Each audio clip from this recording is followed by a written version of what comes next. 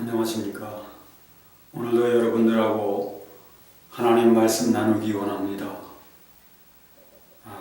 먼저 하나님 말씀을 읽겠습니다. 마태복음 24장 45절로 46절을 읽습니다. 충성되고 지혜 있는 종이 되어 주인에게 그 집 사람들을 맡아 때를 따라 양식을 나눠줄 자가 누구냐? 주인이 올 때 그 종이 이렇게 하는 것을 보면 그 종이 복이 있으리로다. 아멘.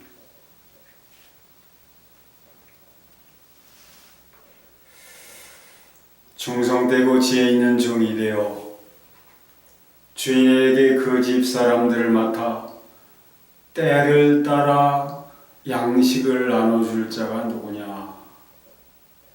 때를 따라 양식을 나눠줄 자가 누구냐?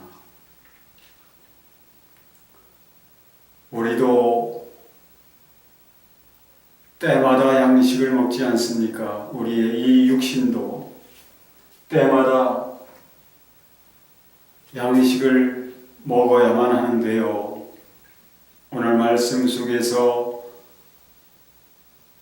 양식이나 이 양식을 먹는 것은 영이죠. 우리 영도 양식을 먹어야 한다는 말이죠. 근데 우리 영도 양식을 먹어야 하는데 때를 따라서 그 때에 맞는 양식을 먹어야 한다라는 것을 말씀하고 있습니다. 그런데 그 양식을 때를 따라 나눠줄 자가 누구냐?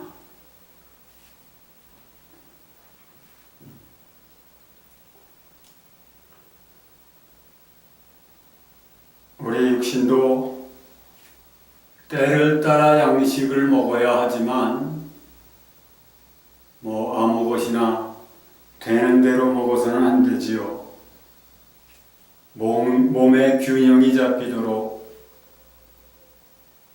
영양분이 골고루 섭취될 수 있도록 그렇게 다양하게 필요한 것을 먹어줘야 우리 육신도 보존이 되는데요.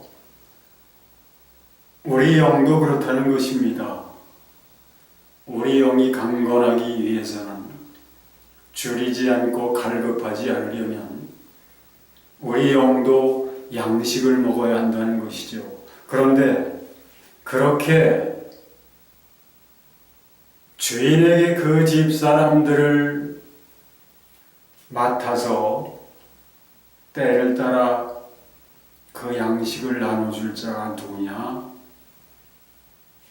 주인이 올 때에 그 종이 그렇게 하는 것을 보면 그 종이 복이 있으리로다. 종만 복이 있겠습니까? 그러한 종, 충성되고 지혜 있는 종으로부터 때를 따라 양식을 공급받아 먹는 사람들도 복이 있는 사람들이죠. 먹어야 할 양식을 못 얻어먹고 먹고 싶어도 그 양식을 공급해 줄 만한 그런 사람들이 없다면 참 불행한 것이지요. 어떤 사람이 인터넷에 글을 올리기를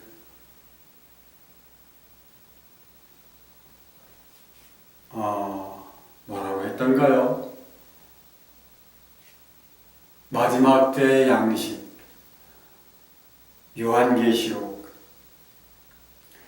요한계시록이 마지막 때의 양식이라 그런 뜻으로 글을 올렸더라고요.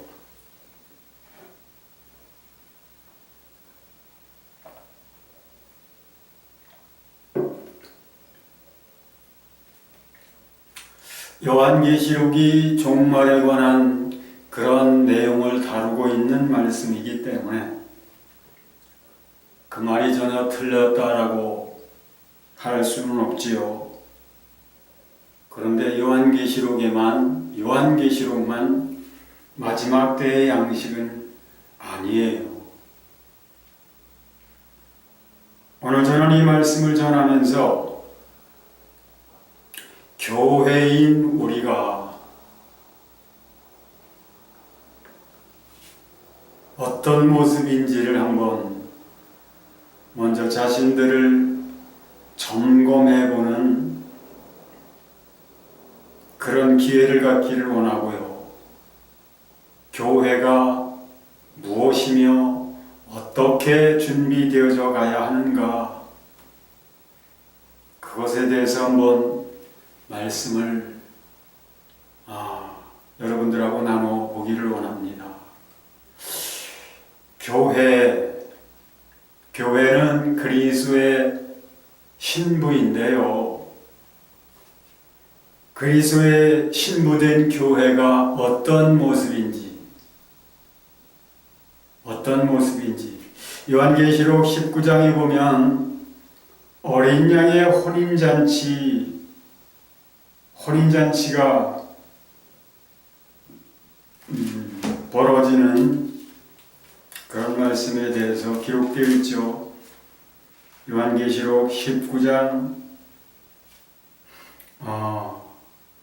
7절로 8절에 보면 그렇게 되어 있습니다. 우리가 즐거워하고 크게 기뻐하며 그에게 영광을 돌리세 어린 양의 혼인 기약이 이르렀고 그의 아내가 자신을 준비하였으므로 그에게 빛나고 깨끗한 세마포 옷을 입도록 허락하셨으니 이 세마포 옷은 성도들의 옳은 행실이로다 하더라.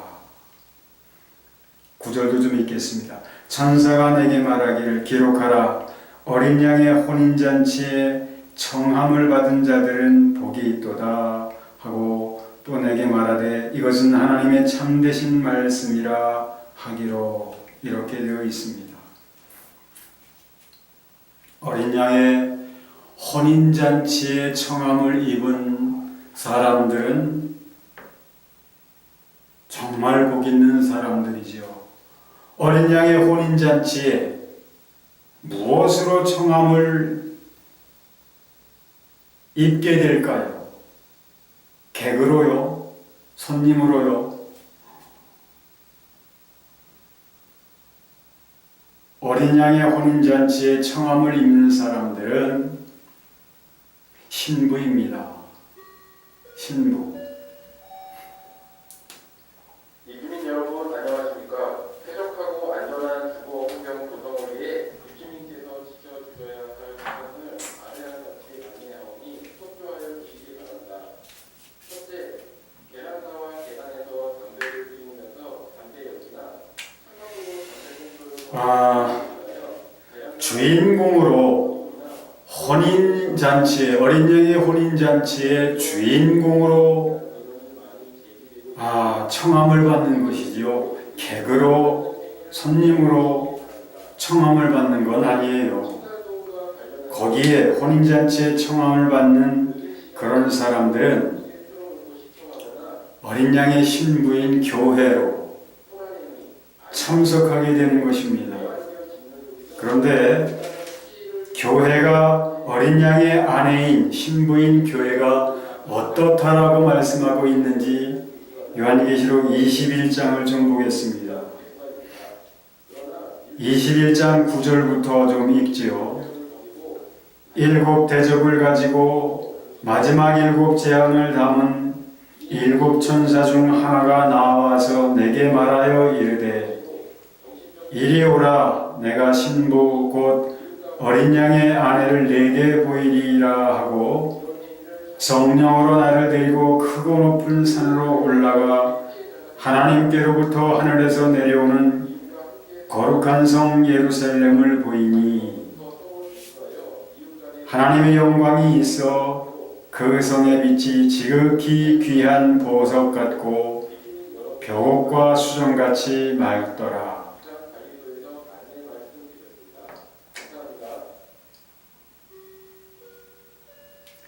크고 높은 성곽이 있고 12문이 있는데 문에 12 천사가 있고 그 문들 위에 이름을 썼으니 이스라엘 자손 12지파의 이름들이라.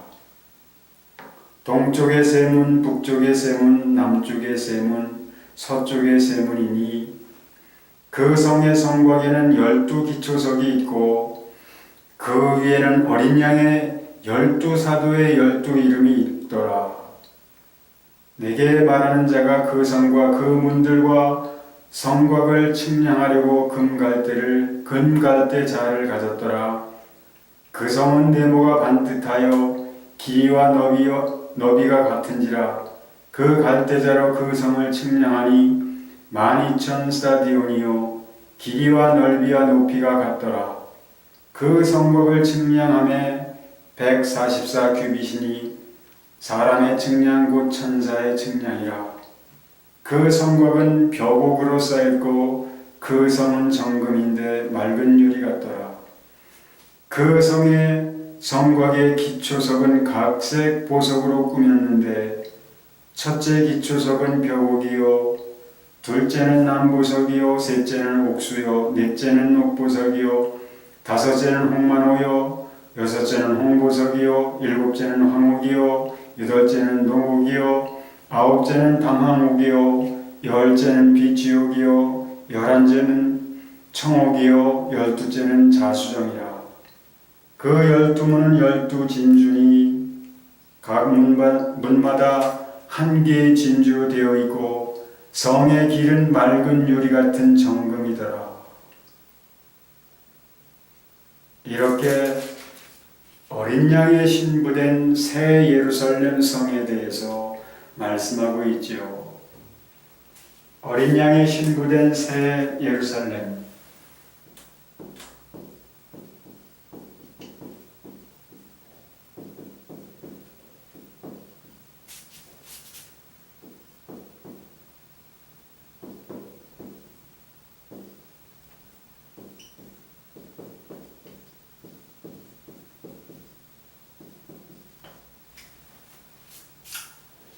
새 예루살렘 성이 있는데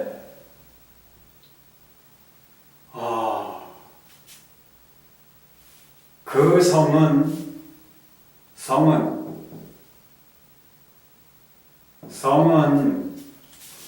정금으로 되어 있다고 합니다. 정금. 그리고 그 성 길도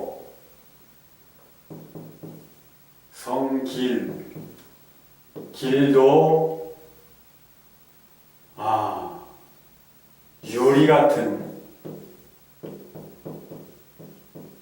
정금으로 되어 있다고 합니다.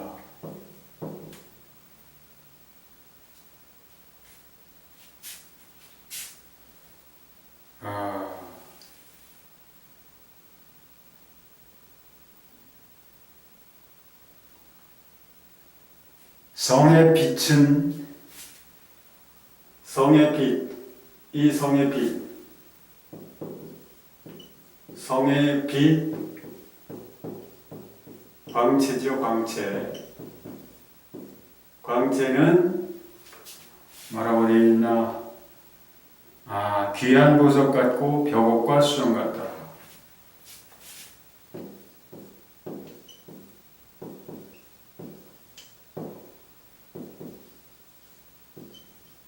벼곡과 수정 같더라.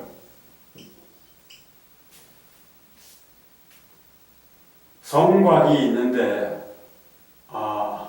이 성에 문이 있는데 성문은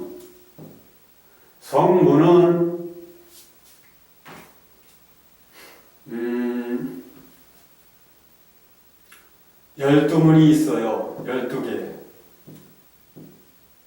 12문.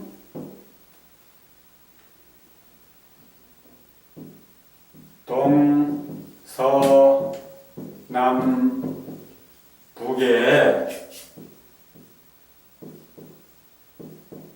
각각 3개의 문이 있어요. 이 문은 진주로 되어 있다고 합니다. 진주. 그런데 이 문은 이 문은 이스라엘 12지파, 지파의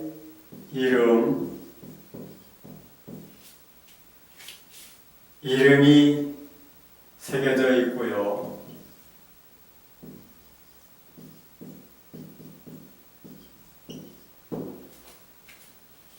또 성곽이 있습니다.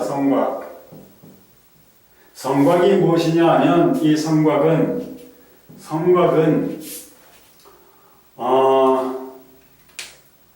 담이죠. 성을 쌓아 올린 그 담을 성곽이라고 하는데요. 그러니까 성을 쌓아서 빙 두른 그 성둘레를 성곽이라고 하는데요. 12기초석이 있습니다. 성곽은 12기초석. 12기초석이 있는데,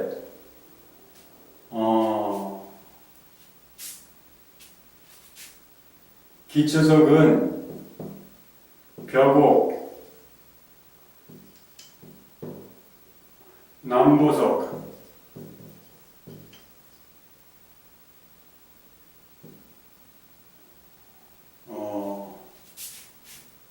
옥수, 녹보석, 또 홍만호,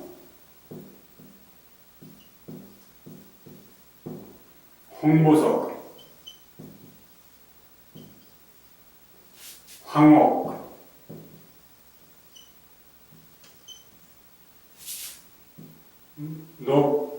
노곡,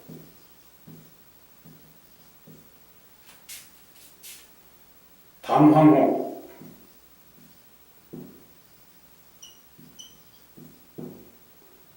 비치옥,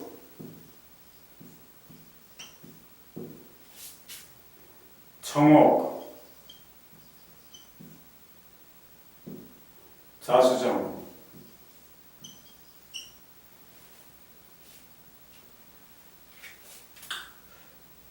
기초석인데 이렇게 이러한 보석들로 되어 있다. 그런데 이 기초석은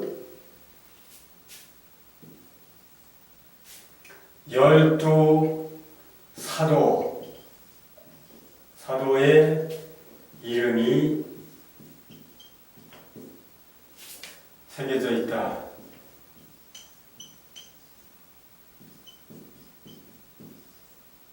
자, 교회의 머리는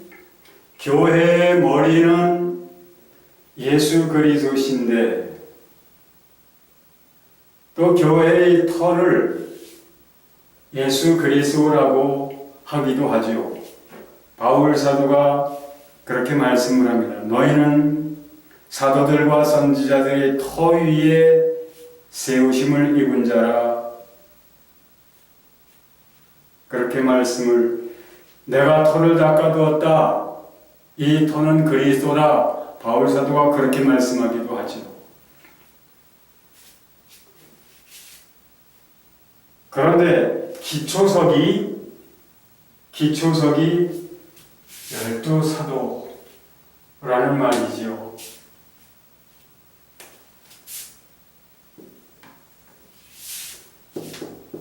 새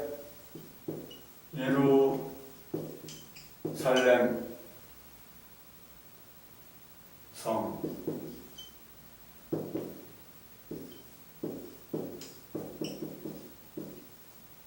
신부, 이렇게 찬란한 보석으로 단장된 새 예루살렘 성. 자, 이렇게 단장되어지지 않으면 결코 어린 양의 아내 신부인 예루살렘 성으로 받아들여질 수 없는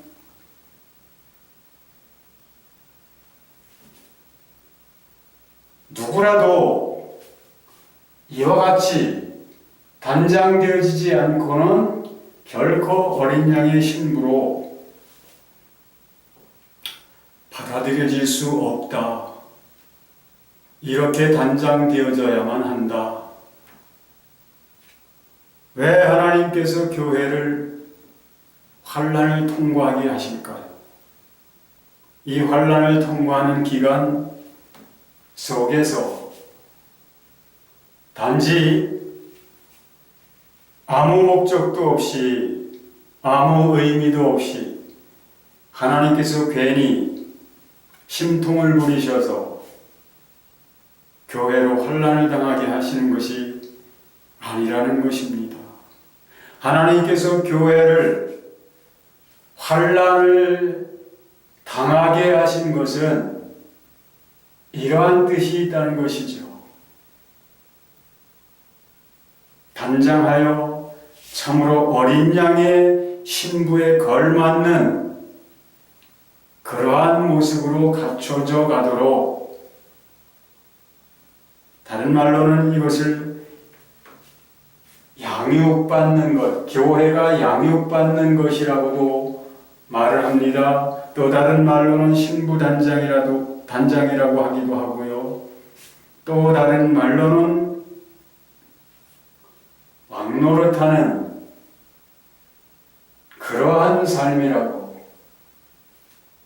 그래서 땅의 것을 생각지 말고 위의 것을 생각하라. 곧 하늘에 속한 삶을 살라. 라고 말씀을 하시는 것이죠. 자, 교회는 이와 같이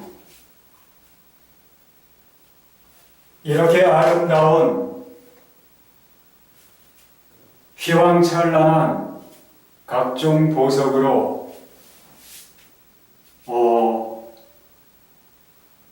단장이 되어져야만 어린 양의 신부가 될 수 있다는 것을 말씀하고요. 그래서 바울사도는 에베소서 5장에서 그렇게 말씀을 하죠.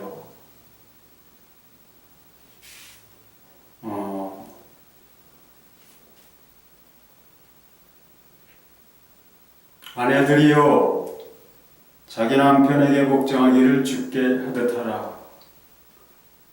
이는 남편이 아내의 머리됨이 그리스도께서 교회의 머리됨과 같음이니 그가 친히 몸의 구주시니라.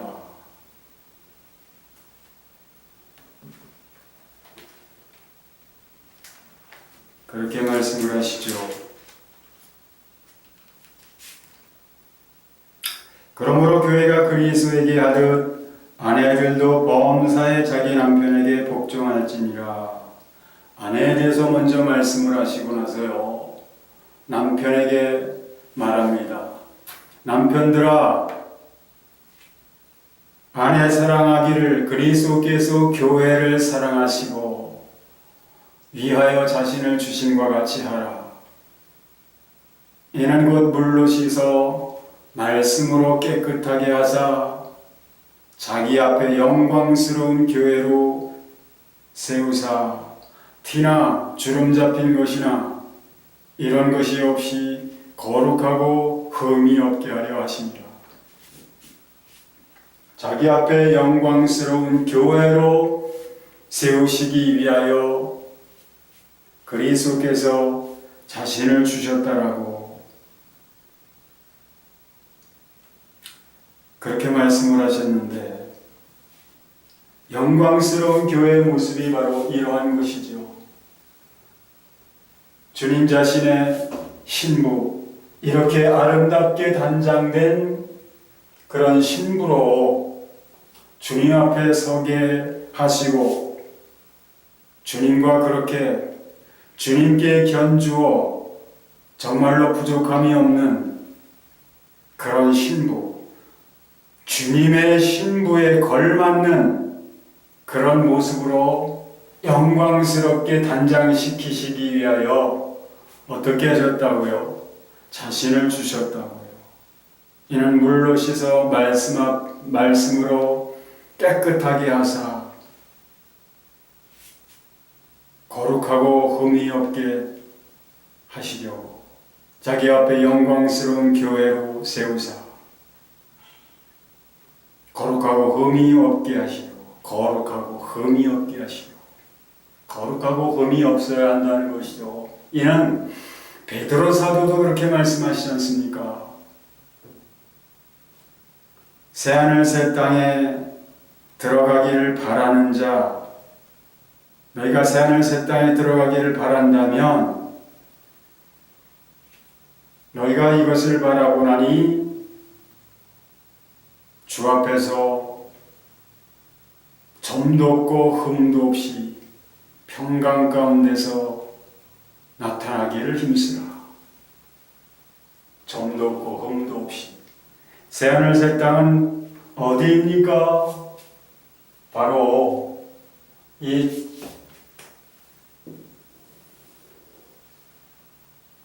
새하늘 새 땅에 들어가는 자는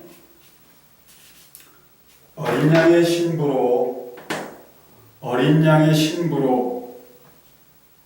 주님 앞에 서기 위하여 주님과 혼인을 하기 위하여 들어가는 것이죠. 그건 새하늘 새 땅에서 되어지는 것입니다. 그러므로 새하늘 새 땅에 들어간다는 것, 새하늘 새 땅에 들어가는 자는 주인공이에요. 주님의 신부는 교회거든요. 교회. 어떤 사람들은 말합니다. 어린 양의 신부는 교회 중에서도 뽑힌 사람들이다, 특별한 사람들이다, 그렇게 얘기를 하는 사람들이 있는데요. 그건 엉터리 같은 주장입니다. 그건 엉터리 같은 주장이에요.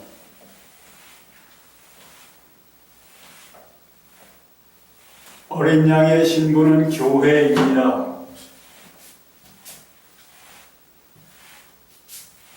어린 양의 신부가 되지 못하는 사람들은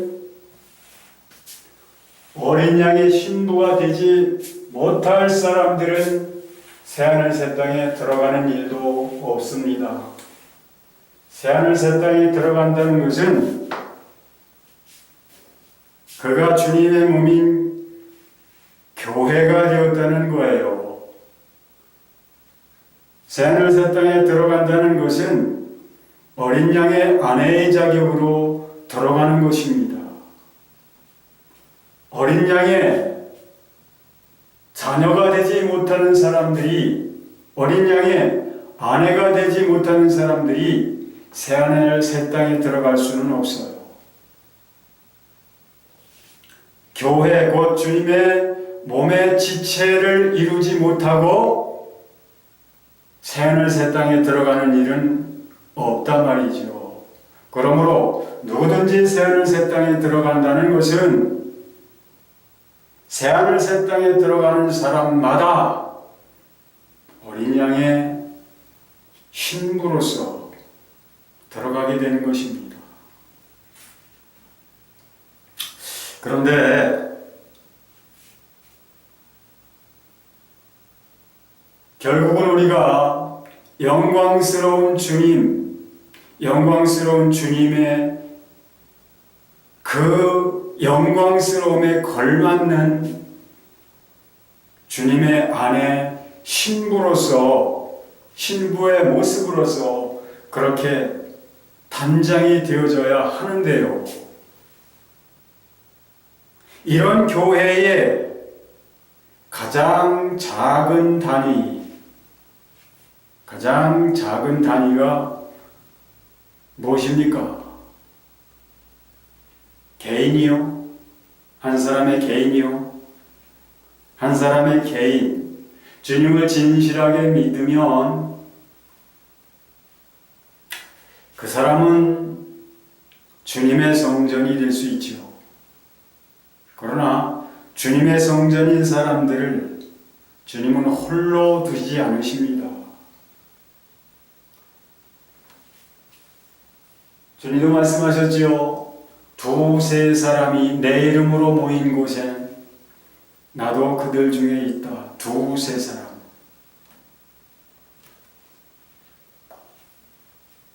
교회의 가장 작은 단위가 무엇이냐? 그것은 주님 안에서 한 몸을 이루게 되는 부부인 거예요. 왜 하나님께서 아담과 하와를 지으셔서 그 두 사람이 한 몸을 이루게 하셨습니까? 바울 사도는 에베소서 5장에서 그것을 말씀하고 있는 것이죠. 에베소 5장을 한번 다시 볼까요? 교회의 작은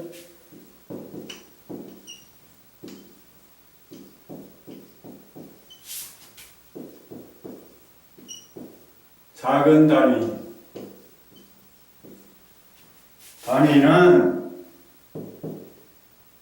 부부예요. 부부이며 또는 가정입니다.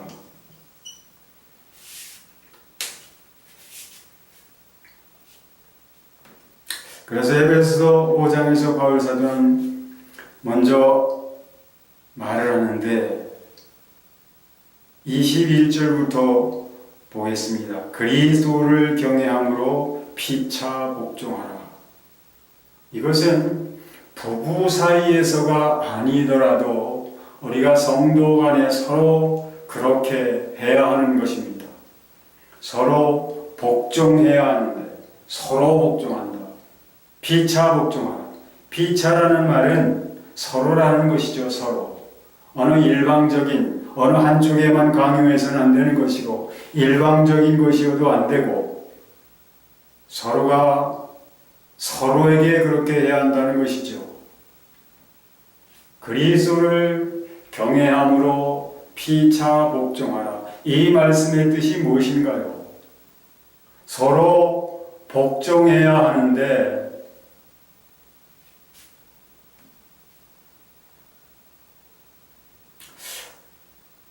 무엇을 해야 한다고요? 그리스도를 경외함으로. 그리스도를 경외함으로. 이 말씀이 의미하는 바가 무엇입니까?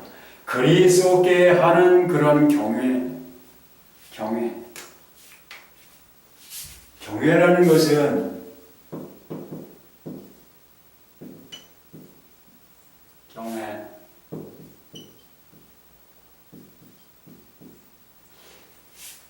공경할 경자에다가 두려워할 외자입니다.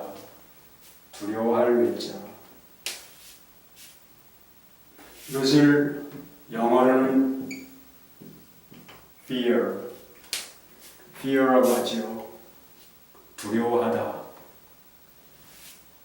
두려워한다. 여기는 높여드린다. 그런 뜻도 있습니다. 높으신 이 앞에서 마음가짐이나 자세를 낮춘다, 이런 뜻, 그런 뜻이죠. 공경할 경, 두려워할 외, 경외.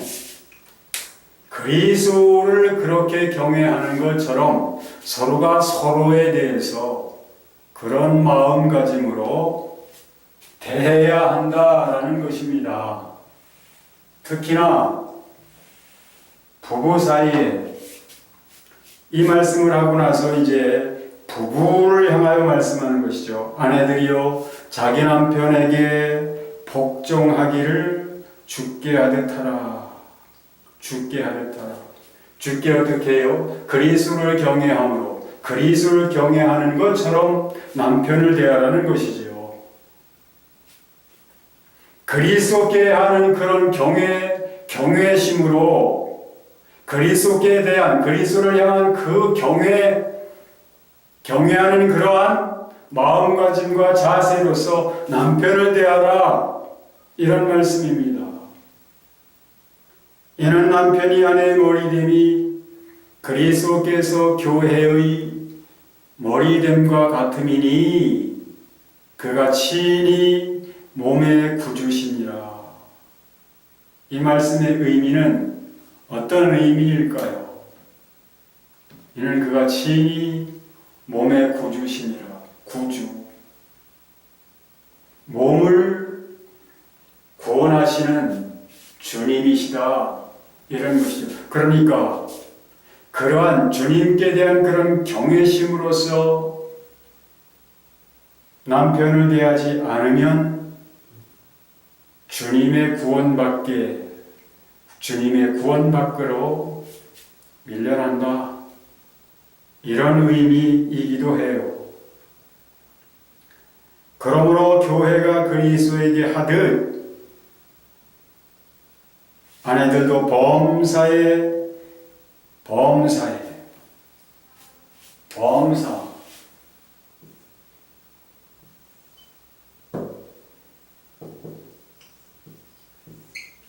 범사는 모든 일이죠. 모든 일에 자기 남편에게 복종할지니라. 아내의 입장에서 들으면 이거 억울하다. 이거 시대에 어울리지 않는 그런 말씀이다.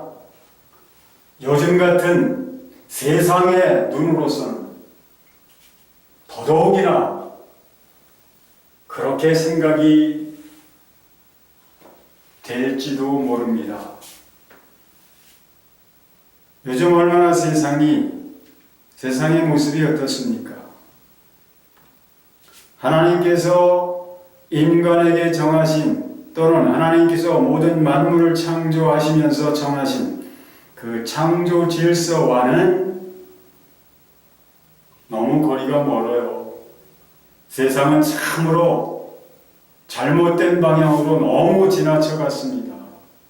지나쳐가고 말았어요. 돌이킬 수 없는 상태로 너무 흘러갔습니다. 그래서 세상이 망하는 것이거든요. 그래서 세상이 심판을 받는 것이거든요. 그런데 주님을 믿는 사람들, 하나님의 아들, 딸 된 사람들이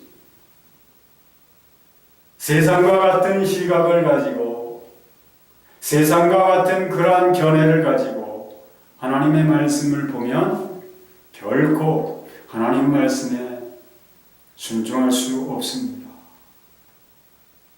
그리고 그 결과는 어떻게 될까요?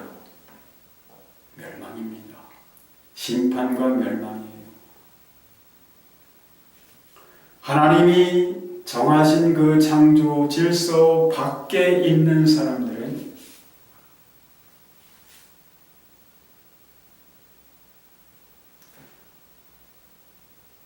구원받을 그런 소망 가질 수 없습니다. 포기하는 게 차라리 나아요. 왜 주님께서 자신을 주셨습니까? 그 창조 질서 안으로 자신이 어떻게 아버지 하나님께 순종을 하셨는지, 그는 근본 하나님의 본체시나 하나님의 본체이시면서도 하나님과 동등됨을 취할 것으로 여기지 아니하시고 오히려 자기를 비워 종의 형체를 가져 사람들과 같이 되셨고 사람의 모양으로 나타나셨음에 자기를 낮추시고 죽기까지 복종하셨으니 왜요? 왜 그러셨을까요? 하나님이신 예수님이 왜 그러셨을까요? 물론 죄인된 우리 인류를 구원하시기 위하여 그렇게 하셨습니다. 그런데 그 구원에는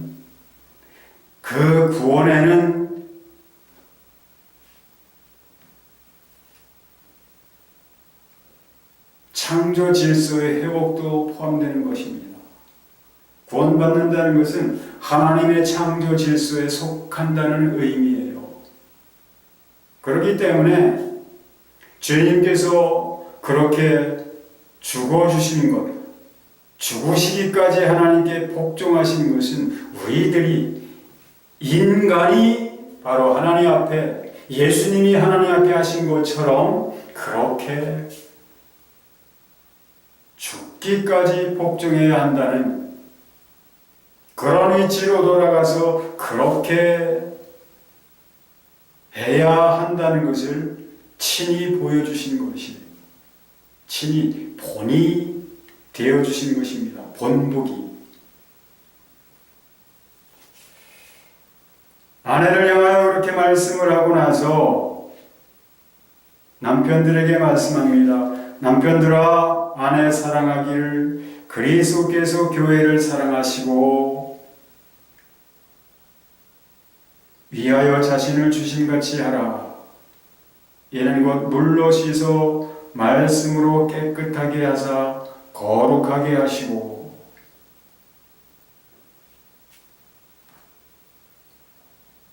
이것은 무엇으로? 이는 곧 물로 씻어 말씀으로 깨끗하게 하사 거룩하게 하셨다. 무엇으로 그렇게 하셨습니까? 주님 자신으로 그렇게 하신 것이에요. 주님 자신이 죽으심과 피로써 깨끗하게 해주신 것이지요. 죄를 더러운 것을 다 멸해주시고 씻어주시기 위하여 주님 자신으로 하신 것입니다. 왜 그러셨다고요? 자기 앞에 영광스러운 교회로 세우사 티나 주름 잡힌 것이나 이런 것이 없이 거룩하고 흠이 없게 하려 하심이라. 이와 같이 주님께서 교회를 위하여 그렇게 하신 것 같이 남편들도 자기 아내 사랑하기를 제 몸같이 할지니 자기 아내를 사랑하는 자는 자기를 사랑하는 것이라. 왜요? 아내와 남편은 하나이거든요. 한 몸이거든요. 그렇기 때문에 더 이상 둘이 아니라 하나이거든요. 그러므로 아내에게 하는 것이 곧 자기에게 하는 것이라 라는 말씀을 하고 계시는 거예요. 누구든지 언제든지 자기 육체를 미워하지 않고 오직 양육하여 보호하기를 그리스도께서 교회에게 함과 같이 하나니. 사람들은 그렇지요. 몸에 어느 부분에 가시 하나만 박혀도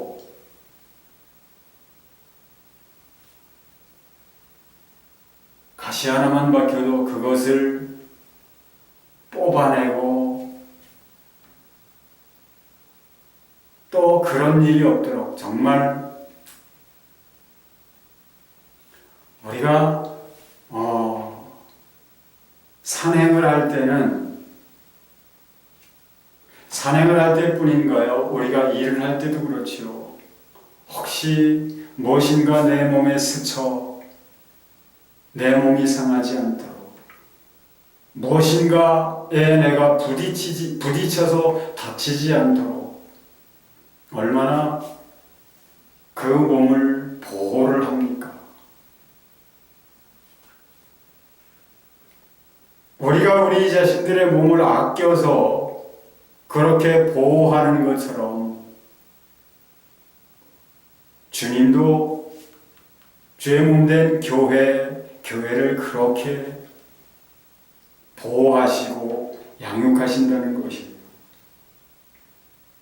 그리스도께서 교회를 보양함과 같이 하나니. 왜 그러냐? 우리는 그 몸의 지체임이니라. 우리는 주님의 몸의 지체이기 때문에 그렇게 하신다는 거예요. 그러므로 사람이 부모를 떠나 그 그 아내와 합하여 그 둘이 한 육체가 될지니 이 비밀이 크도다. 지금 남편과 아내에 대해서 말씀을 하면서 그것이 무슨 얘기였냐? 내가 그리스도와 교회에 대하여 말하노라. 내가 지금까지 하는 말이 그리스도와 교회에 관계된 그런 말을 하고 있는 것이다 라고 말씀을 하는 것입니다. 그러나 너희도 그리스도와 교회의 관계가 분명히 그러한데, 그러나 너희도 부부간에도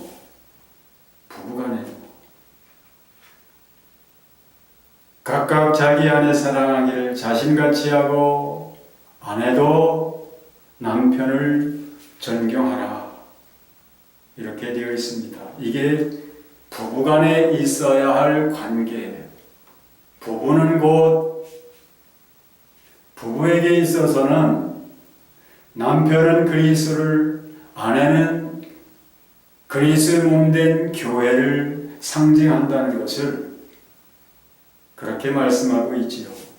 남편은 그리스도께서 교회의 머리 되심과 같이 아내에게 있어 남편은 머리 된다고 하는 사실을 말씀하고 있고, 그것이 하나님의 창조 질서라는 것이에요. 교회의 가장 작은 단위는 부부입니다. 한 몸을 이룬.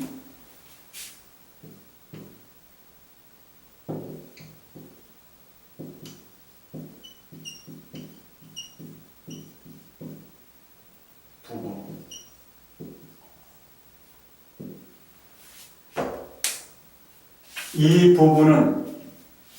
이 부부는 한 몸을 이룬 부부는 생명을 낳지요.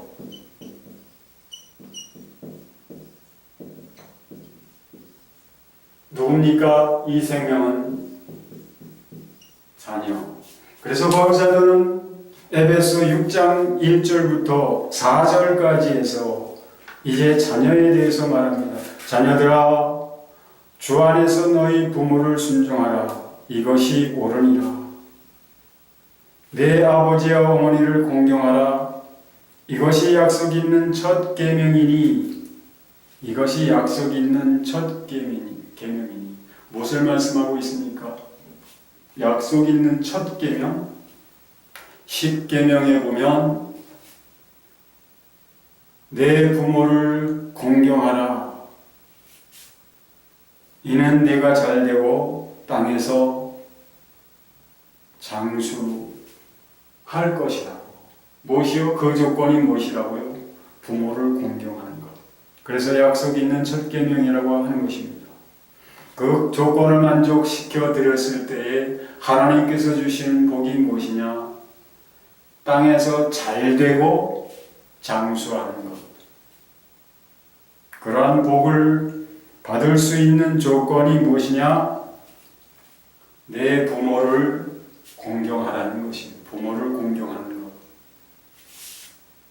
자녀들에게 그렇게 말씀을 합니다. 그리고 이제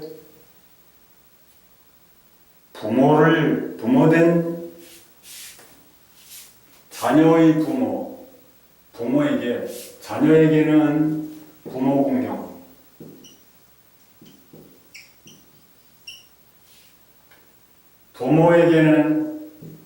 부모인 자들에게는 아비들아, 너희 자녀를 노엽게 하지 말고 오직 주의 교훈과 훈계로 양육하라. 하나님의 말씀으로 교훈하고 훈계하라. 그래서 양육하라고 그렇게 말씀하고 있습니다. 교회의 가장 작은 단위가 부부이고 조금 확대된 것이 가정입니다. 이러한 가정, 이렇게 한 몸을 이루고, 주님 안에서 이렇게 한 몸을 이루고, 또 주님 안에서 이러한 가정을 이룬 각각의 부부들 또는 각각의 가정들로서 이루어진 교회라야 정말 더 바랄 것 없는 교회가 될 수 있는 것이고요. 모든 그리스도인들은 그렇게 되어지기를 힘쓰고 애쓰고 노력해야만 합니다. 이런 부부, 이런 가정들은 누구를 위한 것입니까? 무엇을 위한 것입니까?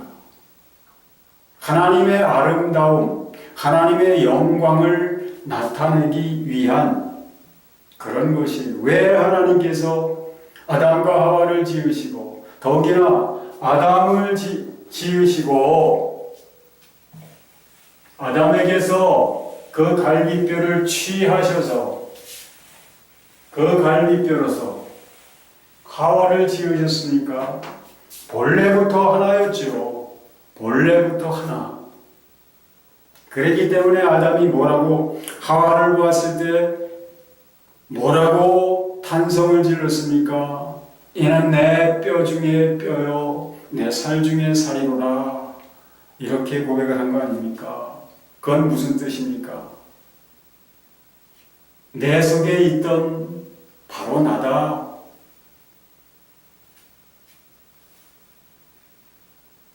그런 고백이죠. 당신은 나입니다. 라는 고백이죠. 그래서 우리는 하나입니다. 하나님이 그렇게 되게 하셨어요. 무엇을 위해서? 하나님이 지으신 모든 만물이 그렇듯이 하나님이 모든 만물을 왜 지으셨습니까? 지으신 모든 것들을 통해서 하나님 당신께서 나타내시려고 하시는 그 일들을 위하여 만물을 지으신 거예요. 그 만물들에서 나타나는 것이 무엇입니까? 하나님의 하시는 일, 곧 영광인 것이죠. 그래서 시편 19편에는 그런 말씀이 있지 않습니까? 하늘이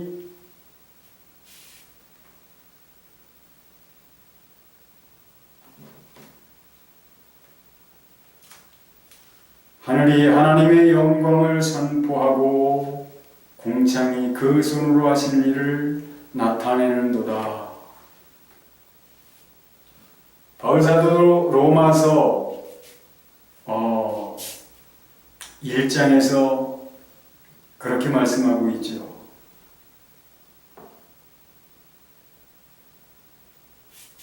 창세로부터 그의 보이지 아니하는 것들, 곧 그의 영원하신 능력과 신성이 그 지으신 만물에서 분명히 보여 알게 되나니. 왜? 만물은 하나님께서 뜻하신 바대로 하나님의 영광을 나타내고 있고 그 만물들을 통하여 보이지 않으시는 하나님은 자신의 모습, 그 영광으로서 각각의 그 피조물들을 통해서 나타나는 그것이 무엇이냐? 바로 하나님 당신의 모습인 거거든요. 하나님이 지으신 모든 만물들에게서는 그렇게 하나님이 계시다는 것뿐만 아니라 하나님께서 하시는 일들이 나타나고 있기 때문에 아무도 하나님을 몰랐다라고 하나님 앞에서 핑계할 수 없다는 거예요. 우리 인간에게서도 그렇게 하나님께서 하시는 일, 하나님의 영광이 나타나지게 하시기 위하여 인간을 지으셨고 두 사람을 한 몸 되게 하셔서 그 부부에게서 하나님의 영광, 하나님 당신의 모습을 나타내시려고 부부를 지으시고 가정을 이루게 하신 것입니다. 자, 부부와 가정에서는 하나님께서 어떠한 모습으로 나타나시기를 원하셨을까요?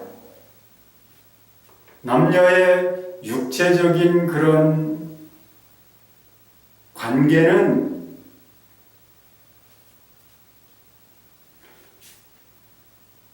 그건 영적인 것의 반영이에요.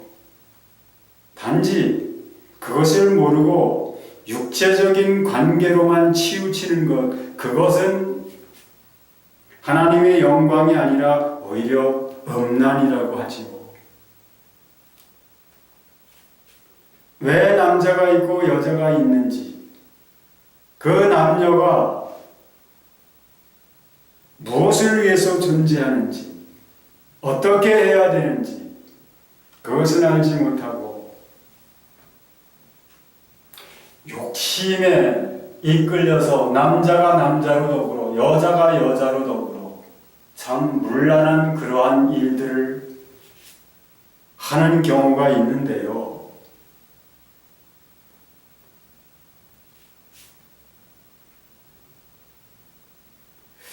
참 요즘에 들어서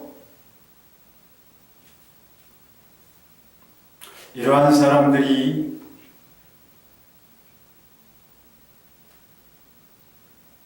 급격히 증가하는 그런 모습을 보게 됩니다. 그리고 그것이 그렇게 하는 것이 지극히 뭐 당연한 것처럼, 자기들의 당연한 권리인 것처럼 그 권리를 주장하고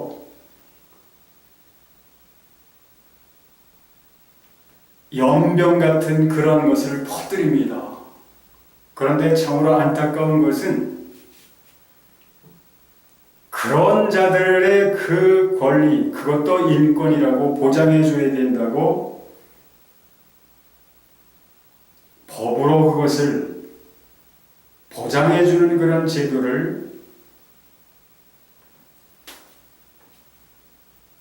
만들어주고 있다는 것입니다. 그것이 무엇인지 알지도 못하고, 그것이 하나님을 대적하는 원수의 행동된 것인지를 알지 못하고, 지금 세계가 그런 추세로 흘러가고 있습니다. 소돔과 고모라 성이 멸망한 원인 중에 하나가 바로 그런 음란한 행위들 때문이었거든요.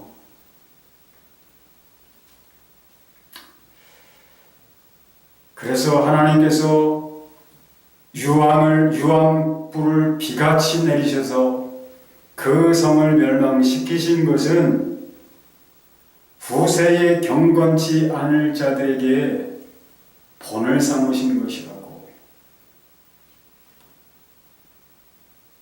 그렇게 말씀하고 있습니다.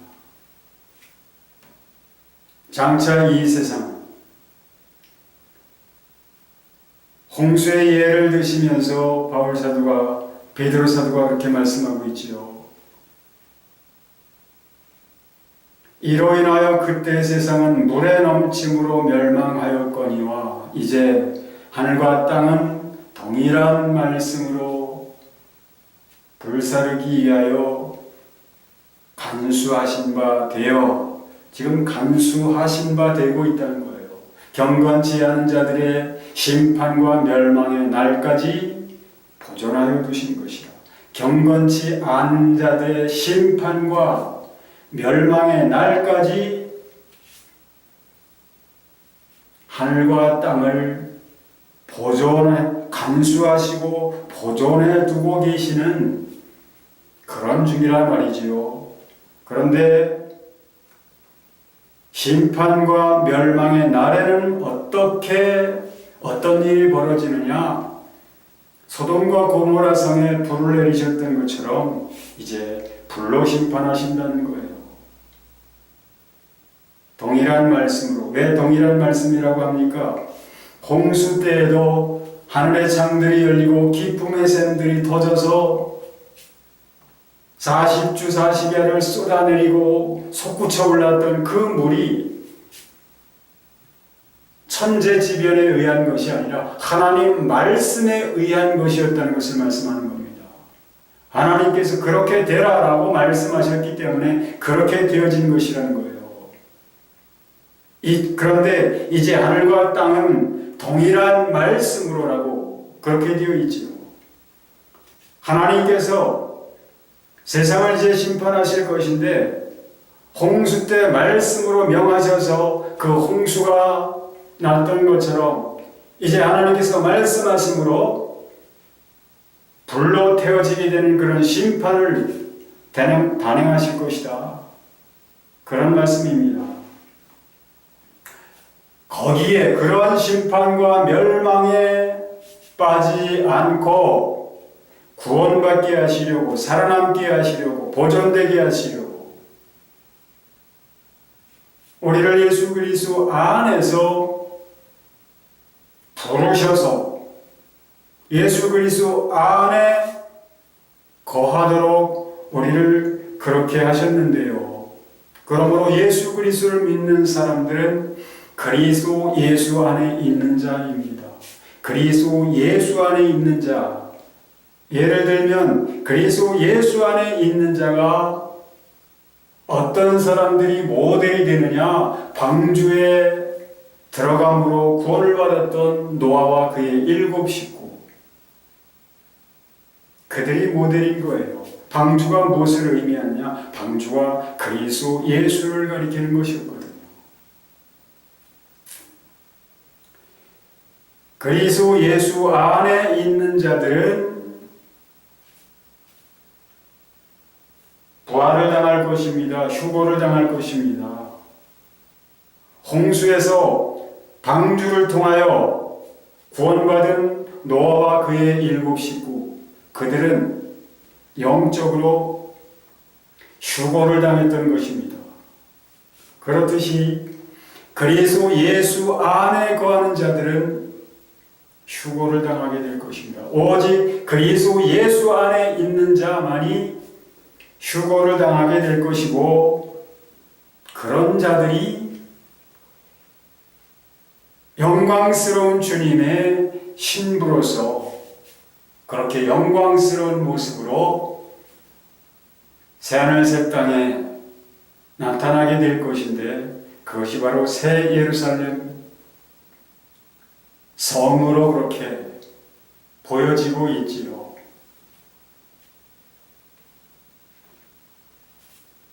그렇게 아름답게 단장된 모습으로 그리스의 신부 아내로 새하늘 새 땅에 나타나지기 위하여 어떻게 해야 되느냐? 자기를 단장해야 한다는 것입니다. 베드로 사도는 베드로전서 3장에서 어떻게 단장되어져야 하는지를 말씀하고 있지요. 좀 보겠습니다. 베드로전서 3장. 아내들아, 이와 같이 자기 남편에게 순종하라. 이는 혹 말씀을 순종하지 않는 자라도 말로 말미암지 않고 그 안의 행실로 말미암아 구원을 받게 하려 함이니, 너희 두려워하며 정결한 행실을 봄이라. 무슨 뜻인가요? 남편에게 순종을 하는데 왜 순종을 하느냐? 남편에게 순종하라 하시는 것이, 그렇게 하도록 정하신 것이 하나님께서 정하신 법이고 질서이기 때문에 그래요. 그렇게 하지 않으면 하나님 앞에 심판을 당하고 멸망을 당한다는 것을 알기 때문에 아내된 자는 하나님을 경외함으로 두려워하는 것이요. 하나님이 계시기 때문에, 하나님이 정하신 법이고 그것이 질서이기 때문에, 그래서 하나님을 두려워하기 때문에 남편이 하나님을 믿지 않는 사람일지라도 그에게 순종을 하는데 어떻게 순종을 하냐? 바울 사도가 에베소 5장에서 말씀하신 것처럼 그렇게 아내들이여 자기 남편에게 복종하기를 죽게 하듯 하라. 죽게 하듯 하라. 그리스도를 경외하는 것 같은 그리스도께 대한 그 경외심으로 남편에게도 그렇게 하라는 것이죠. 베드로 사도가 똑같은 말을 하고 있는 겁니다. 그렇게 아내된 자의 그러한 모습을 보면서 남편도 결국은 하나님을 알게 되고 구원에 이르게 되는 그러한 복을 받게 된다고, 그렇게 되게 하기 위하여 아내들은 자기의 본분을, 남편이 어떠할지라도 자기의 본분을 다해야 한다는 것을 지금 말씀하고 있는 거예요. 남편이 남편답지 않게 한다고 맞서는 것은 자기도 똑같은 사람이 되는 것입니다. 똑같은 그러한 사람이 되어가고 있으면서도 나는 예수 그리스도를 믿는다, 나는 하나님을 믿는다, 그것은 자기 주장일 뿐이지 하나님께서는 인정하시지 않으십니다. 그러므로 우리는 세상을 본받지 말아야 돼요. 세상의 말에 귀를 기울이지 말아야 됩니다. 세상이 어떻게 하든 우리는 하나님을 바라보아야 하고, 하나님을 경외함으로, 예수 그리스도를 경외함으로, 예수 그리스도께서 하나님께 어떻게 하셨는지, 어떻게 복종하셨는지 우리는 그렇게 해야 합니다. 그가 친히 몸의 구주시거든요. 그렇게 하는 자들이 주님의 몸이 되는 것이지, 그렇게 하지 않는 자들이 주님의 몸이 될 수는 없는 거예요. 다른 말로 그렇게 하지 않는 자들은 주님의 몸이 아니라는 것이고 주님의 구원밖에 벗어나 있다는 것이죠. 또 말합니다. 너희의 단장, 너희는 단장을 해야 하는데 어떻게 단장을 해야 되느냐? 너희의 단장은 머리를 꾸미고 금을 차고 아름다운 옷을 입는 외모로 하지 말고, 자, 너희가 단장을 해야 되는데 머리를 꾸미거나 각양 장식품으로서 그 외모를, 겉사람을 꾸미는, 단장하는 그런 단장을 하지 말고 오직 마음에 숨은 사람을, 속사람이죠. 속사람이면서 이 속사람은 어떤 속사람이냐? 예수 그리스도를 믿음으로 새롭게 된 새 사람으로서의 속사람이에요. 이 새로운 사람이면서 속사람을 무엇으로 어떻게 단장해야 하느냐? 오직 마음에 숨은 사람을 온유하고 안정한 심령에 썩지 않을 것으로 하라. 이는 하나님 앞에 값진 것입니다. 온유하고 안정한 심령, 마음으로서 마음이 온유해져야 하고요. 어떤 일에도 놀라지 않는, 두려워하거나 놀라지 않는 그 안정, 주님이 주신 그런 평안함, 이것을 간직하고 있어야 되고 이것을 유지하고 있어야 한다. 이런 말씀입니다.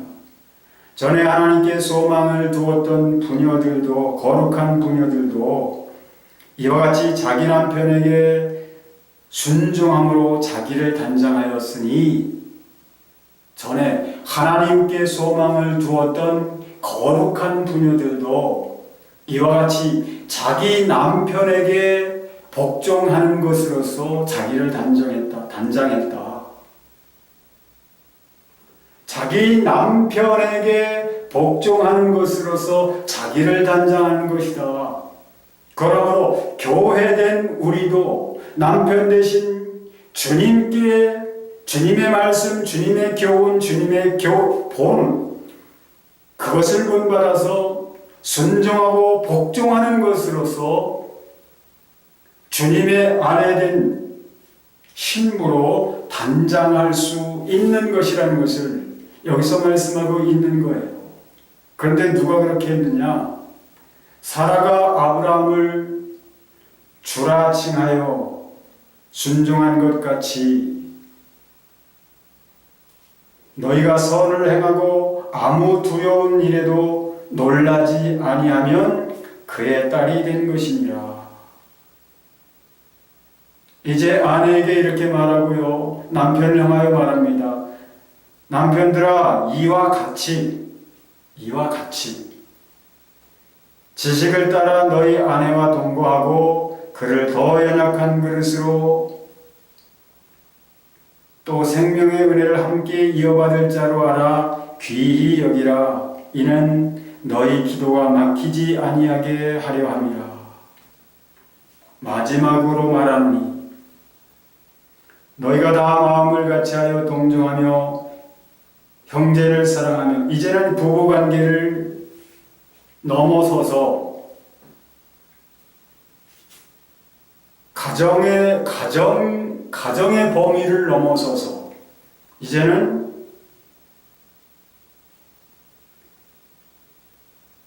사회죠. 사회. 다른 사람들을 대하여 어떻게 해야 될 것이냐, 그것을 말씀하는 것인데, 마지막으로 말하노니 너희가 다 마음을 같이하여 동정하며 형제를 사랑하며 불쌍히 여기며 겸손하며 악을 악으로 욕을 욕으로 갚지 말고 도리어 복을 빌라. 이를 위하여 너희가 부르심을 받았으니 이는 복을 이어받게 하려 하심이라. 그러므로 생명을 사랑하고 좋은 날 보기를 원하는 자는 혀를 금하여 악한 말을 그치며 그 입술로 거짓을 말하지 말고 악에서 떠나 선을 행하고 화평을 구하며 그것을 따르라. 주의 눈은 의인을 향하시고 그의 귀는 의인의 간구에 귀 기울이시되 주의 얼굴은 악행하는 자들을 대하시느니라. 왜요? 주목하여 보시는 것, 불꽃 같은 눈동자로 지켜보시는 것은 심판하시기 위하심이죠. 자, 교회의 가장 작은 단위는 부부이며 또 가정이고, 그런 부부와 가정들이 확장된 것이 교회인데요. 확장되어서 교회를 이루게 되는 것인데요.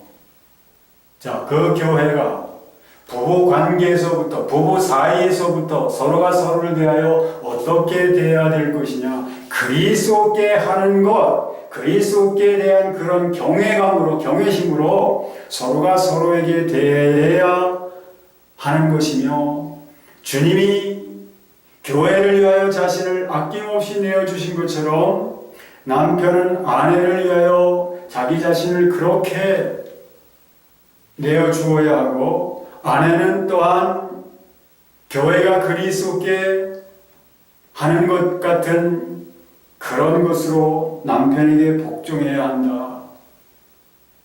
그리고 피차, 모든 사람들 간에 서로 피차 복종하는 관계, 그것이 바로 그런 관계로 이루어진 것이 바로 생명의 관계인 것이고, 그렇게 생명의 관계로 이루어진 것이 주님의 몸된 교회인 것이라 이 말입니다. 누구라도 그런 관계가 되지 않으면, 누구라도 그런 관계로 주님의 몸에 붙어 있지 않으면 그는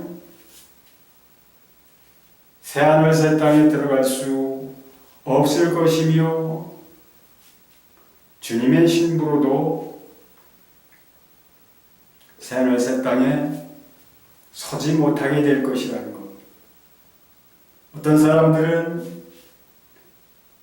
제가 이미 말씀드렸듯이 그리스도의 신부로 채택되는 사람들은 교회 중에서도 특별한 사람들이라 이렇게 말하는데요. 그건 잘못 알고 있는 거예요. 그건 잘못 알고 있는 거예요. 그리스도의 신부가 되지 못한다는 것은 교회에도 소속되지 못한다는 것이 그것을 의미합니다. 교회가 되었다. 교회의 구성원으로 되어졌다는 것은 그리스도의 신부가 될 수 있다는 것이에요. 그래서 어린 양의 혼인잔치에 청함을 받는 자가 복이 있다라고 말씀하는 것이죠. 그 사람은 복이 있는 것입니다. 그런데 오늘 이런 말씀을 통해서 오늘 우리 자신들이 스스로를 돌아볼 수 있어야 하고 부부와의 관계를 살펴보아야 하고요. 가정을 살펴보아야 하고 어떻게 주님의 몸된 교회로 우리가 이루어져 가야 하는가? 어떤 사람들이 정말로 주님의 몸에 지체로서 소속이 될 수 있는가? 지금 그렇게 되어져 있는가? 지금 그렇게 되어 있지 못한데 주님 오신다면 들림받지 못한다는 거예요. 새하늘 새 땅에 못 따라간다는 거예요. 그러므로 오늘 이 말씀을 통해서 우리는 그렇지 못한 우리 자신들을 바라본다면 놀라고 놀라야 하며 두려워하고 떨어야 합니다. 그리고 회개해야만 합니다. 참으로 회개하고 하나님께서 어떻게 남녀가 하나가 되게 하셨는가? 무엇으로 하나가 되게 하셨는가? 어떻게 주님의 몸을 이루게 하셨는가? 하나님께서 이루게 하신 그런 관계가 되어 있지 못하다면 우리는 정말 회개해야 합니다. 슬퍼해야 합니다. 울며 애통해야 하고요. 주님 오시기 전에 우리는 정말 그런 관계를 회복해야만 합니다. 부부관계에서 먼저 회복이 되어야 되고요. 가정의 가족 구성원들이 하나님께서 정하신 그런 가정으로 회복되어져야 하고요. 서로가 서로에 대해서 자신을 내어주는 그런 사랑, 주님이 본을 보여주신 그런 사랑으로서 사랑하는 주님께 대한 그런 경외심으로써 서로가 서로를 대하는 그런 관계로서 교회를 이루어야만 합니다. 여러분들의 가정과 교회의 모습은 어떠한가요? 아니, 여러분 자신은 어떤 상태인가요?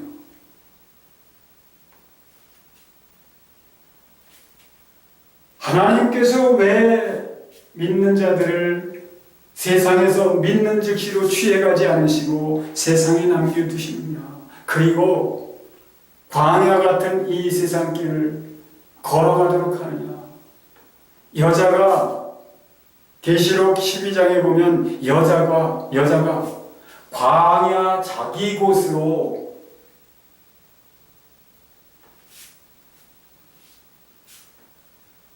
인도되었어요. 광야가 자기의 곳입니다. 거기서 양육받기 위하여.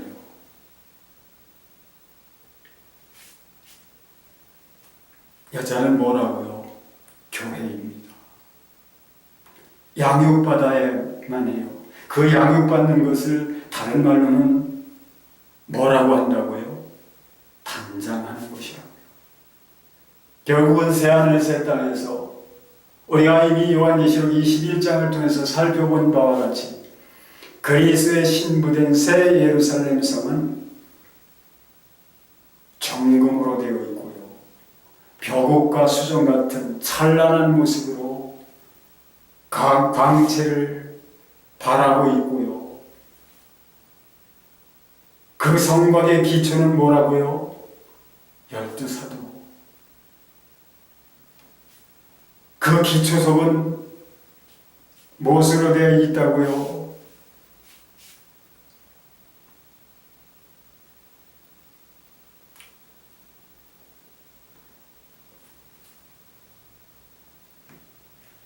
다시 한번 좀 살펴볼까요?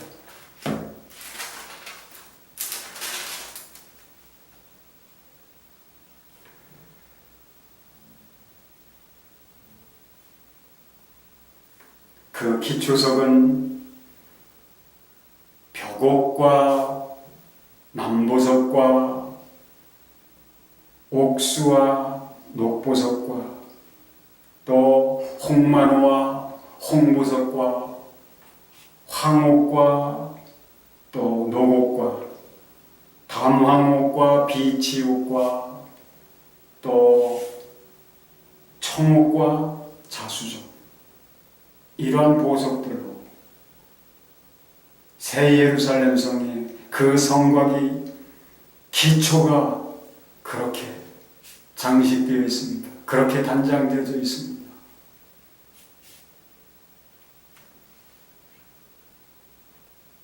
문은 12 진주문으로 되어 있다고 그렇게 되어 있습니다.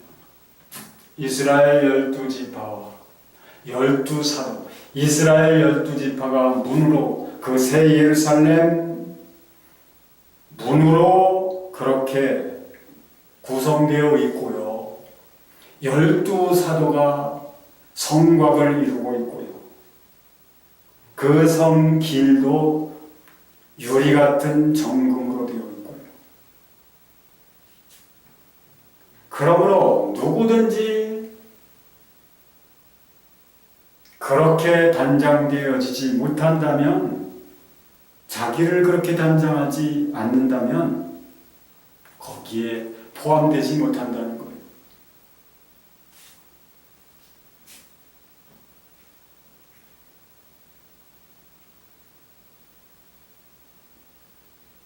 이를 위하여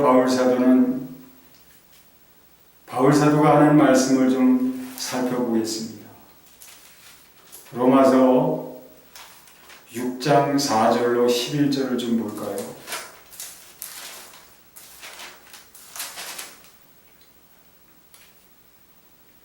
그러므로 우리가 그의 죽으심과 합하여 세례를 받음으로 그와 함께 장사되었나니, 이는 아버지의 영광으로 말미암아 그리스도를 죽은 자 가운데서 살리심과 같이 우리로 또한 새 생명 가운데서 행하게 하려 함이라. 만일 우리가 그의 죽으심과 합하여 그의 죽으심을 본받아 연합한 자가 되었으면 또한 그의 부활을 본받아 연합한 자가 되리라. 우리가 알거니와 우리 옛사람이 예수와 함께 십자가에 못 박힌 것은 죄의 몸이 멸하여 다시는 우리가 죄에게 종노릇하지 아니하려 함이니, 이는 죽은 자가 죄에서 벗어나 의롭다 하심을 얻었음이니라. 누구든지 예수 그리스도를 믿는 자는 이제 그 몸, 죄의 몸, 사망의 몸과 함께 멸해진 자예요. 멸해졌을 뿐만 아니라 살아나신 그리스도 안에서 새롭게 살아난 자, 살리심을 입어서 살아난 자입니다. 새 피조물이에요. 우리는 이제 죄의 몸이 멸해졌기 때문에 그 죄에서 벗어났습니다. 죽은 자가 죄에서 벗어났을 뿐만 아니라 의롭다 하심을 얻었습니다. 의가 무엇이라고요? 하나님께 옳다 인정하심을 받은 것인데, 그 옳다고 인정을 받은 그 의가 무엇이냐면 주 예수 그리스도로 뒤집어 쓰고 있는 모습인 것이죠. 다시 말하면 그리스도 예수 안에 있어야, 그리스도 예수 안에 있는 나라야 하나님께 의롭다 하심을 입은 자인 것입니다. 만일 우리가 그리스도와 함께 죽었으면 또한 그와 함께 살 줄을 믿노니 이는 그리스도께서 죽은 자 가운데서 살아나셨음에 다시 죽지 아니하시고 사망이 다시 그를 주장하지 못할 줄을 알미로라. 그의 죽으심은 죄에 대하여 단번에 죽으시며 그의 죽으심은 죄에 대하여 죽으심이기 때문에 예수 그리스도께서 죄에 대하여 죽으셨다는 것은 나도 죄에 대하여 죽었다는 것을 의미하는 거예요. 그의 살아심은 하나님을 대하여 살으심이니 이와 같이 너희도 너희 자신을 죄에 대하여는 죽은 자요 그리스도 예수 안에서 하나님께 대하여는 산 자로 여길지어다.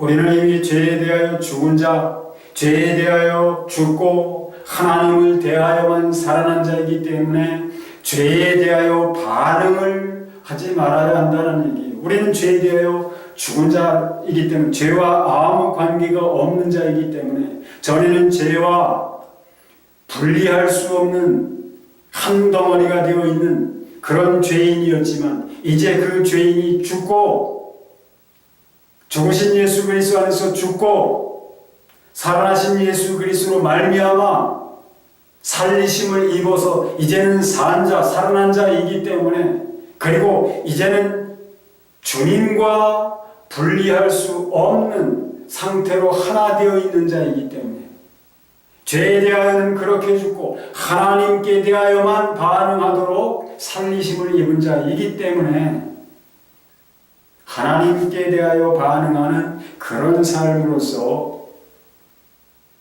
살아야 한다라는 말씀이죠. 하나님께 대하여 반응하는 것이 어떤 것일까요?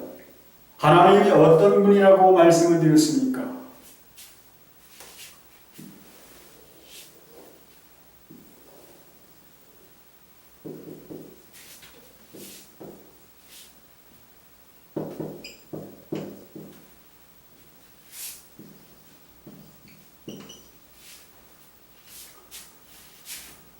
먼저는 선이요 사랑, 희락,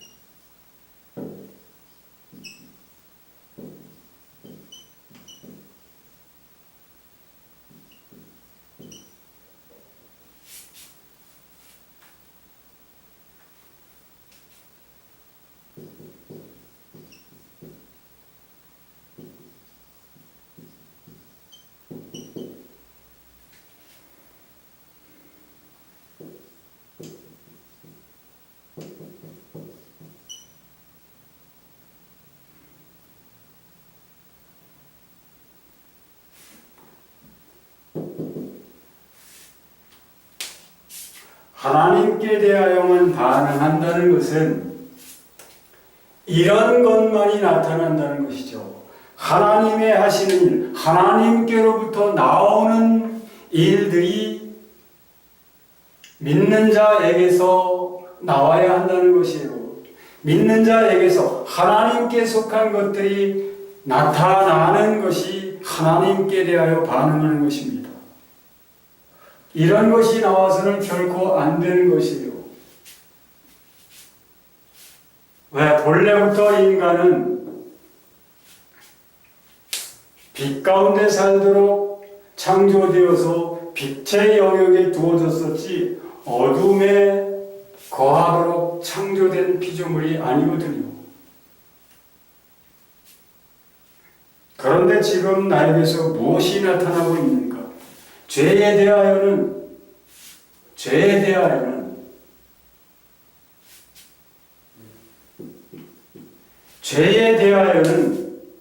이미 죽었다고요. 죽었다. 하나님께 대하여만 산 자다. 빛의 일들이 나타나져야 하고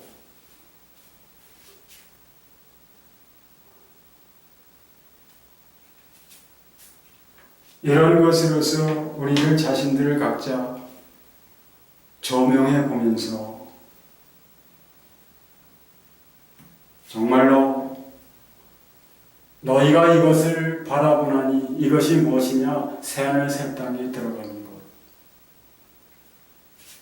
주 앞에서 점도 없고 흠도 없이 이미 주님께서 자신을 내어주심으로 자신의 죽으심으로써 점도 없고 흠도 없이 만들어 주셨거든요.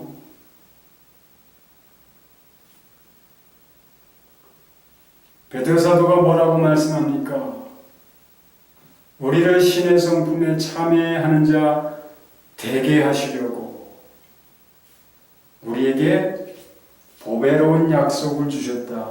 그 약속은 성령으로 말미암은 것이죠. 믿는 자에게 임하신 성령으로 말미암아. 어떤 것이 신의 성품에 참여하는 것이냐? 믿음의 덕을 덕에, 지식을 지식에, 절제를 절제에, 인내를 인내에, 경건을 경건에, 형제 우애를 형제 우애에, 사랑을 공급하라. 이런 것이 너희에게 있어 흡족한즉 너희로 우리 주 예수 그리스도를 알기에 게으르지 않고 열매 없는 자가 되지 않게 하려니와 이런 것이 없는 자는 소경이라. 멀리 보지 못하고 그의 옛죄를 깨끗게 하심을 잊었느니라. 그러므로 형제들아 더욱 힘써 너희 부르심과 택하심을 굳게 하라. 너희가 이것을 행한즉 언제든지 실족하지 아니하리라. 다시 말하면 너희가 이러한 일들을 행하고 있는 한 실족하는 일은 없다. 그리스도에게서 끊어지는 일은 없다. 반대로 그러나 이런 것이 없으면 너희들은 그리스도에게서 끊어진다. 그렇기 때문에 너희 부르심과 택하심을 굳게 하라. 어떤 것이 굳게 하는 것이냐? 바로 이미 열거해드린 그런 것들이 나타나면서 다시 말하면 이거예요. 이거 하나님께 대하여 반응하여 하나님께서 하시는 일들이 나의 삶을 통해서 나타나지는 것, 그것이 바로 부르심과 택하심을 굳게 하는 것입니다. 이같이 하면 우리 주 곧 구주 예수 그리스도의 영원한 나라에 들어감을 넉넉히 너희에게 주시리라. 이같이 하면, 이렇게 하면 영원한 나라 새하늘 새 땅에 들어가는 그것을 넉넉하게 주신다.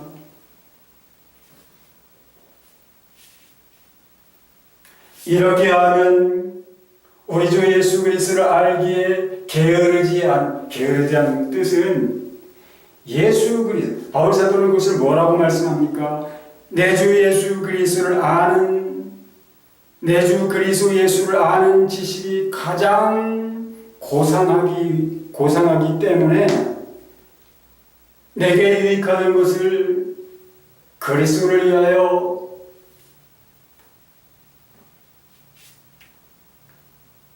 잃어버렸다.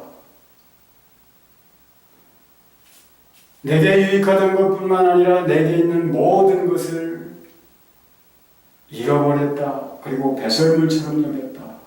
왜? 그런 것들은 내가 사랑하는 것들은 나로 하여금 그리스도를 아는 일에 장애가 되기 때문에, 해가 되기 때문에 나는 그 모든 것을 잃어버리는 것을 택하고, 그런 것을 다 잃어버리고 그리스도를 아는 것을 택했다 라고 말씀하는 겁니다.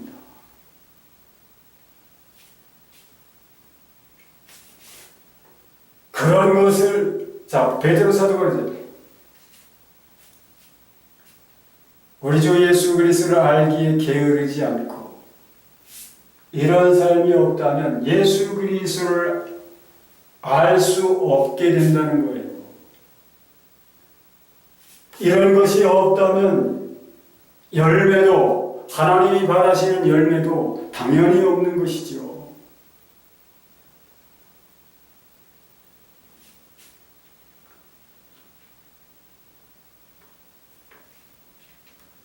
개인으로서의,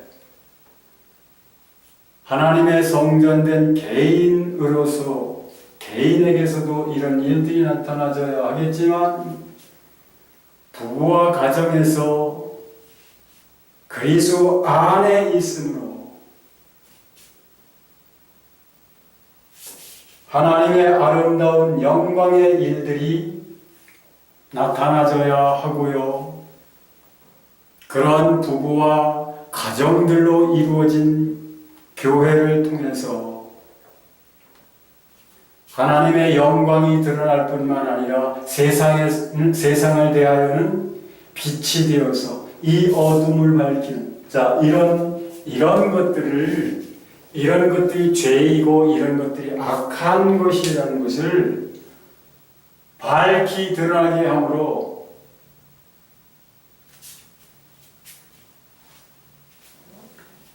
이런 것들을 행하는 자들이 부끄러워 고개를 들 수 없게 하는 그러한 삶이 교회를 통해서 나타나서 빛을 비춰야 한다는 것이죠. 어둠을 밝히는 빛이 되어야 한다는 것이죠. 이러한 삶으로서 그리스도의 몸된 교회, 그리스도의 신부로서의 교회는 단장되어져 가는 것이고, 이런 삶을 살기 위하여 힘쓰고 애쓰는 것이 무엇이냐? 주님과 함께 왕노릇하는 삶을 사는 것입니다. 그러므로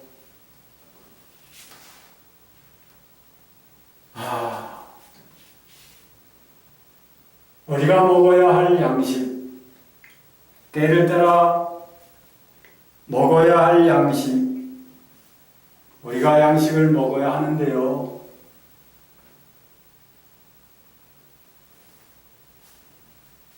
특히나 주님이 오실 때가 머지않은 이 시기, 특별히 이 시기에 나는 무엇이고 교회는 무엇인가? 어떻게 주님의 몸된 교회, 주님의 아내된 교회로 우리가 단장되어져 가야 하는가? 그렇게 하려면 내가 어떻게 해야 하는가? 오늘 말씀으로서 충분히 아셨으리라고 생각됩니다. 오늘 저는 우리가 먹어야만 할 이 양식을 여러분들과 함께 나누기 위하여 이 말씀을 전하게 되었습니다. 그러므로 오늘 말씀을 통해서 나 자신과 내가 속한 교회의 모습을 비춰보시고요. 정말 주님께서 원하시고 기뻐하시는, 정말 마지막 날에 새 예루살렘, 새하늘 새 땅에서 새 예루살렘 곧 주님의 아름답게 단장된 그런 신부로 서게 되시는 저와 여러분들이 될 수 있기를 예수 그리스도의 이름으로 축원합니다.